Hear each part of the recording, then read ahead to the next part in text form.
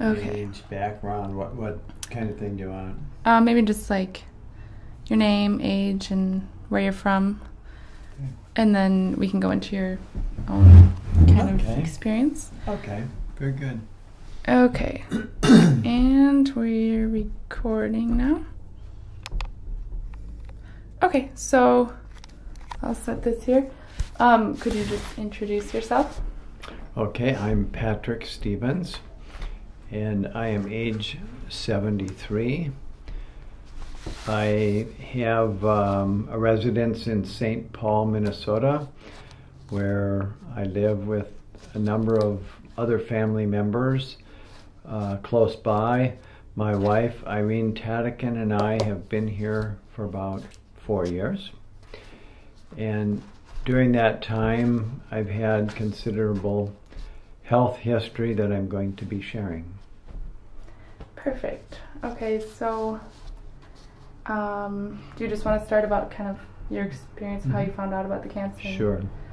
Is this good sound level? Yeah, well, as far as I know. Okay. And I'll be able to edit it all, so Sure. I'll just put it a little bit closer. Okay. As far as my history with cancer goes, I first discovered a lesion on the top of my head, in the rear top of my head, and had a doctor look at it. Then it was biopsied and was shown to be melanoma. The origins of melanoma are from the sun originally. The doctors think it could even have come from childhood or from more recent sun. They just really don't know. And at any rate, it's in the middle layer of the skin, and it shows itself in a little lesion sometimes on the skin. Can be the result from sun exposure, usually is. And at that time I consulted with a doctor, and his first thought was to be aggressive, surgically aggressive, cut it out right away, otherwise you'll be chasing it forever. That was his thought. So we did have a surgery in which about a circle around the size of a golf ball was cut around that lesion, and maybe about a quarter to a half inch into the flesh around it, and it was taken out, and then it took about a month and a half to heal, and that was that. That was in 2007. There was no chemotherapy, no MRI, magnetic resonance imaging done on me. There appeared to be no other cancerous lesions in my body, but I don't think we had a complete MRI or anything at that time. Nothing else happened for another 3 years. During that ensuing 3 years, health was perfectly normal. In 2010, I went for an annual checkup, and the doctor, because he knew I had had this skin lesion in 2007, decided it would be a good idea to take a chest x-ray. He said he doesn't ordinarily call for chest x-rays, but he thought he would do so in this case. The chest x-ray showed a few spots on the lung. These were then looked at more closely. Another MRI, magnetic resonance image, was done more closely on those spots. And then finally, an internist did a biopsy by injecting a needle into my lung and taking a little sample of that material. It didn't hurt. And sending it to the laboratory and seeing if that too was cancer as it had been in 2007. not only cancer but melanoma. It's a certain spindly cell formation that shows up, and it was it was decided then that the spot in the lung was in the upper lobe, and there were a couple of small spots there in the middle lobe. On your right lung you have 3 lobes, middle and upper and a lower. The upper lobe, it was decided was to be removed. So the surgery was held in May of 2010, and that upper lobe of my lung was removed, and a section cut was made in the middle lobe to remove a couple of smaller spots that had shown up. And biopsies were done on these, and they did prove to be melanoma. So at that point, nothing further, but the doctor suggested I do a chemotherapy called leucine, Leucine, and the leucine was taken by injection. It was quite expensive. It cost about $4,000 or $5,000 a year to do it, and it needed to be injected in the skin near the stomach. Is this too much detail? Or? No, this is fine. Okay. And I can work through Yeah, it. you can edit it. But Because for your purpose, I don't know if you need all this. Well, I'll just have it for myself. Okay. So I used the leucine for about 8 months and had an MRI in, I believe, January of 2011.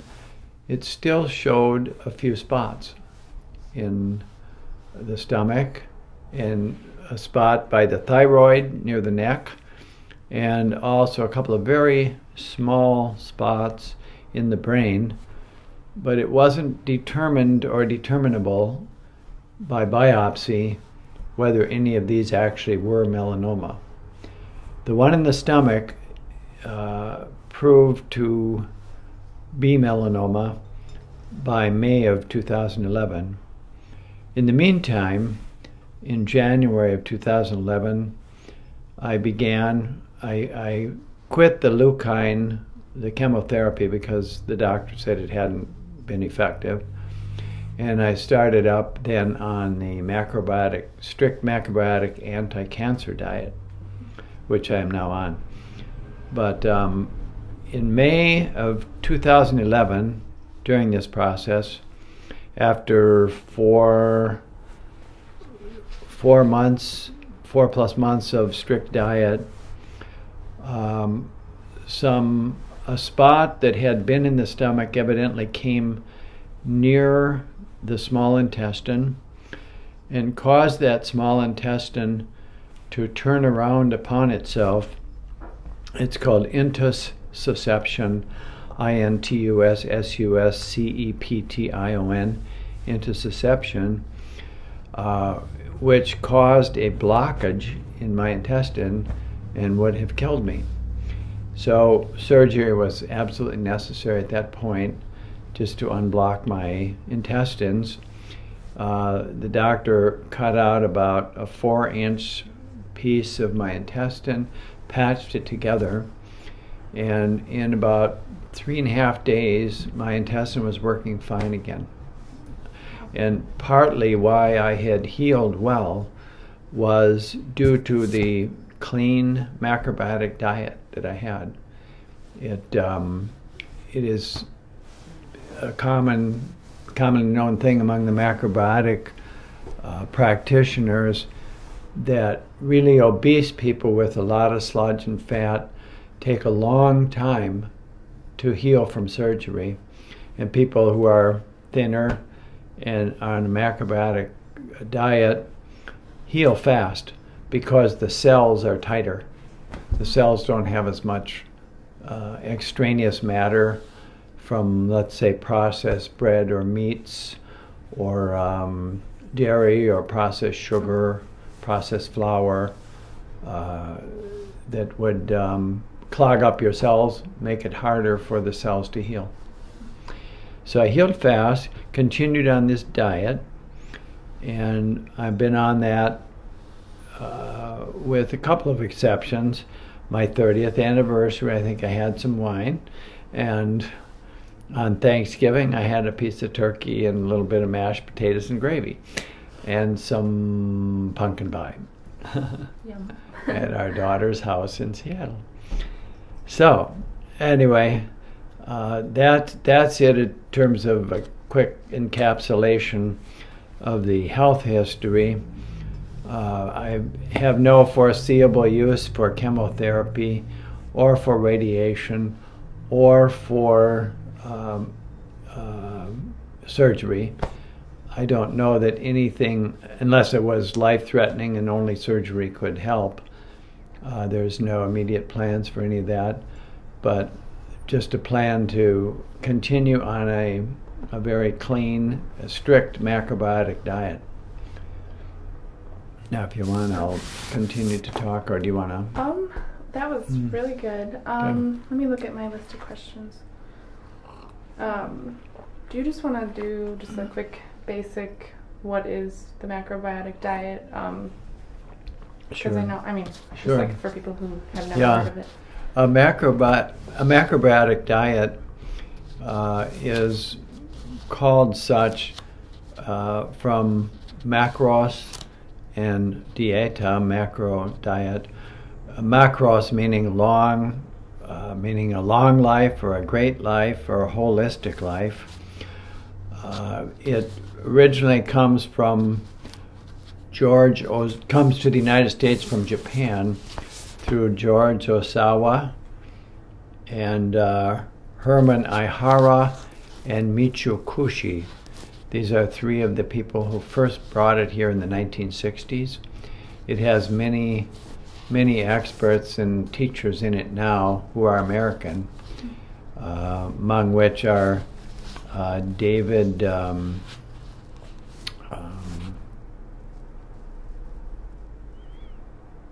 I can't remember David's name.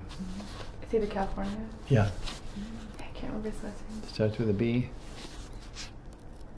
I can't remember. David. Oh well. Anyway, also my brother John Stevens and his wife Christine have studied in the Kushi Institute in Massachusetts, both in Brookline and in the Berkshire Hills. Also, John has studied at Oroville, California, and also, let's see, in another institute in California. He's studied with Herman Ihara himself and has lived in the house of Michio Kushi, where he studied with him directly and assisted him on many consultations. So John and Christine worked at the Brookline and at the Berkshire Hills Institute in Massachusetts. That's where John and Christine met. In fact, I officiated at their wedding. Cool. I know that. Yeah. That's amazing. So they are, in themselves, though doing other professions, world-class experts, and they have been my teachers in macrobiotic cooking, the macrobiotic diet. They cooked a number of meals for me each week and taught me things and sent me books or had me read books. And I could always call them anytime I needed to know if something would fit in well with my diet. And they would tell me how the diet would progress. I've lost a considerable amount of weight because of this diet, because I'm not eating fat and not eating stuff that puts on weight. But they were not concerned about this. John himself, my younger brother, is, even though taller than me, is about my same weight. And they're not alarmed about the weight loss because it has held steady for the last 3 or 4 months. My weight has been pretty constant, even though overall, since I started, I lost about 40 pounds. Wow. which is quite a bit. Had to give away some of my pants to my grandson. So the diet, you know, what you don't eat. I should tell you first what you don't eat. The things I don't eat are almost as important as the things I do eat. I don't eat meat, whether it's red meat or chicken. I will have occasional white fish like cod or tilapia. I do not eat any sugar or any product that contains sugar, such as like breakfast cereals, even though they're whole grain. Everything we eat, pizza, everything has tons of sugar. I don't eat anything with much oil in it. The only oil I'm really supposed to have is roasted sesame oil in very spare amounts. And this isn't just macrobiotic, this is strict cancer.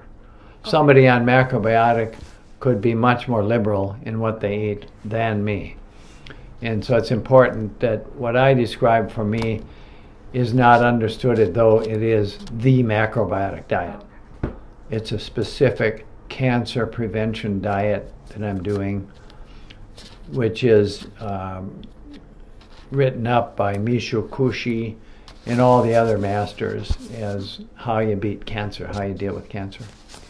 And they have had many experiences of people being totally healed from their cancers by diet in about a year. Wow. Yeah.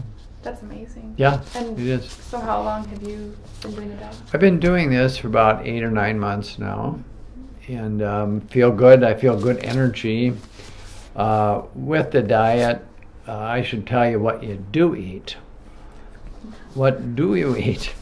Well, you eat whole grains, such as brown rice and millet and buckwheat and let's see. Those are the principal ones, and there are other less known grains such as teff. It's an Ethiopian grain that I eat that I like very much. Amaranth, A-M-A-R-A-N-T-H. These are some of them. And you eat dark green vegetables such as broccoli, green beans, celery, cabbage, bok choy is fine, kohlrabi, things that would be considered yan as opposed to yin. There's the yin and yang. Yin being more explosive and hot, and yang being cool and earthbound and calming. And the calming thing can be broken down into the biochemistry of food. And basically, it means the difference between acidity and alkalinity, the pH level of the body. The normal balanced pH level of the body is 7.4. That is the pH level that the body likes to maintain. And things that are high acidity would push that acid level higher. So the idea of this diet for me, for anti-cancer, is to keep it as yang and as alkaline as possible. And this gives the cells real clean kind of nutrition. I add with those things sea vegetables such as nori, wakame, W-A-K-A-M-E, aramay, dulse, and a couple of other they are sea vegetables, basically seaweed, and they are totally loaded with minerals. And they are especially grown or harvested, I should say, in parts of the world where they have the highest nutrients and the cleanest water. Also, sea salt. If salt is used, it is sea salt. And so I do put a little bit of sea salt in things I cook. If I'm cooking a soup, I'll make, well, I'll cut up carrots and vegetables of different kinds, celery, onions. Onions frequently. Onions are always very tasty and very sweet. So are carrots. And they're both just perfectly fine on my list of acceptable foods. And the food has really tasted good to me. You know, I don't do junk food or candy bars anymore. No more Snickers or Bismarcks or even croissants. No wine, no alcohol. And I don't miss those things that much, really. The food is tasting good. And because it's a survival kind of situation, it doesn't matter to me that I'm not having some of those sweet things if it will make me healthy and make me stay alive. Right. So how does this special diet kind of fight the cancer, keep it away? Well, the concept of the macrobiotic diet begins with nutrition. You are what you eat. You are what you put into your body. And in the macrobiotic way of looking at nutrition from a physiological standpoint, you do the intake, the food ends up in your intestines. Your intestines help create blood. The cleaner, the better. In other words, the more you chew, too, is really good for you in the macrobiotic food. They suggest you chew about 50 times so that you get a lot of saliva and gastric juices going down into your intestines along with the food, and that you make the food real fine and small. And if you do that, the idea is that then you get a real good production of very clean blood cells. Now the blood cells in turn are what form tissue in your body. So the blood would then be forming really clean tissue, and the tissues in turn form organs in your body. Your body replaces every cell, I think, every single cell once in about 7 years, but much more quickly in certain parts of your body is the turnover. So if you're turning over the cells with really clean new blood and new cells, chances are those cells are clean and they don't store a lot of extra baggage. If you eat, for instance, a lot of processed flour and sugar and fatty stuff with additives and hormones, or if you eat a lot of meat with the fat that contains, what happens is your cells are going to be storing some of that fat in the cells themselves. And the way cancer operates, a cancer cell is kind of a maverick in your body, and it has a will to increase itself and multiply itself. And what it does, it looks around for fuel or food to multiply itself with. And if you have a lot of sludge and extra fat or flour material or pasty, pasta even, in your system, and if there are cancers that are hitting you at that time, they will seek around to find food, and those are the very things it feeds on, is the extraneous material that are in the cells.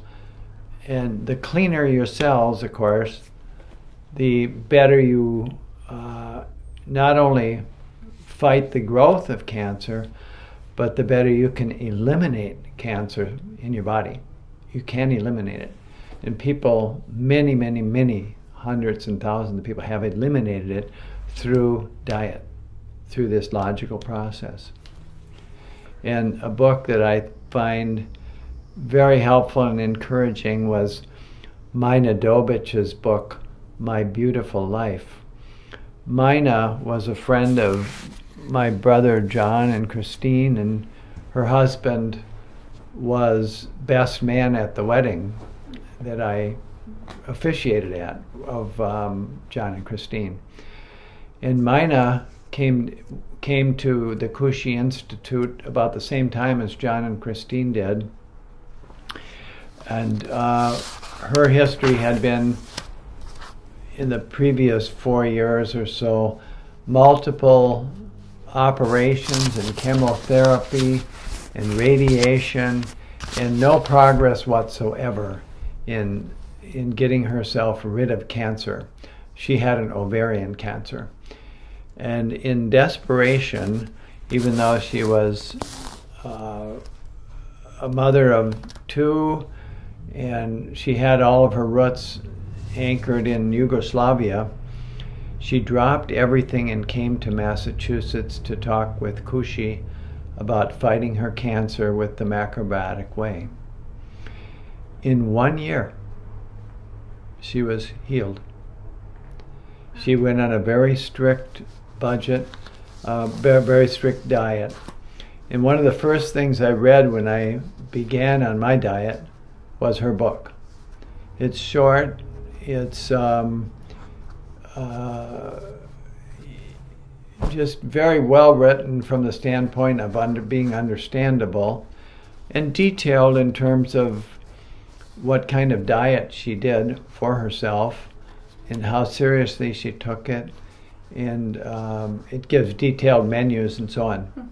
So have you used this book? I haven't used her exact menus, but her book counsels the exact same things as John and Christine do, as Kushi does, and as David in California, a person I went to visit, who is a macrobiotic expert, as he counsels. They are all on the same page, and they're all thinking along the same lines when they're talking about cancer. And then when I saw David in California in Oroville, one of the things he asked me to do was create a weekly diet.